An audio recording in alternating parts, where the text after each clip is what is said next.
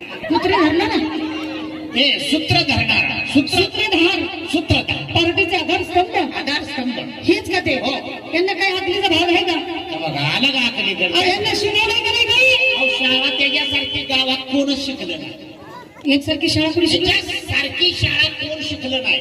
किती 14 वर्ष पहिलीत होत हे. पोरांनो तुम्ही आदर्श घ्या यांचा जरा. 14 वर्ष पहिलीत का बरं? मास्तर राजीनामा देऊन घरी गेलं. याला तांदळाचा नाद लय आहे. तांदूळच पाहिजे होते.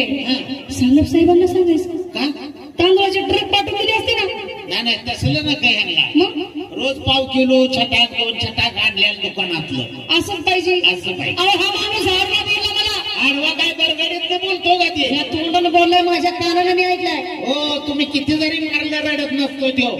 नसते नुसता कमत असतो या.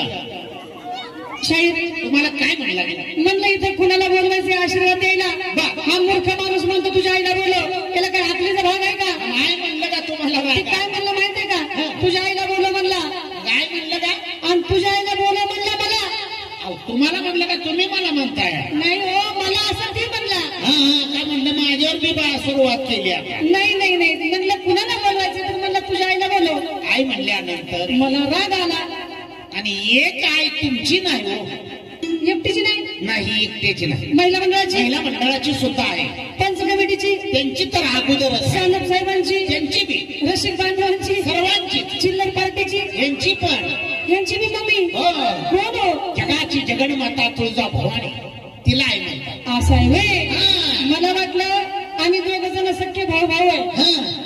ती थोरला आणि मी मोठा. म्हणजे दोघं बहिणी आहे का? बहिणी नवा बहीण भाऊ आहे. दोघं बहीण. बहीण हा भाऊ आहे मी बहीण आहे. असं आहे होय. मला वाटलं आमचं घरात भांडण झालं तर इथं राग करताय का की स्टेजवर? नाही त्यांचा बोलण्याचा स्वभाव तसा आहे. म्हणजे अखंड महाराष्ट्राचं कुलदैवत कुलस्वामिनी आई तुळजा भवानी ही कार्यक्रमाला आली पाहिजे. महिला मंडळाची महिला मंडळाचाच आवाज येतो टाळ्याचा. तुम्हाला घर का लागू बघितलं का? खिशातून हाताने करत बाहेर काय टाळ्या वाजवता? आमची बी मंडळी कमी नाही पण पोळ्या असल्यावर टाळ्या असतात यांच्या. पोळ्या आता पोळ्या कधी आणावं?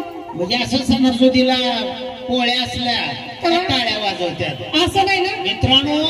आपण सुद्धा पुरुषाची इज्जत पुरुषाने राखली पाहिजे. काय नाही एकदा जोरदार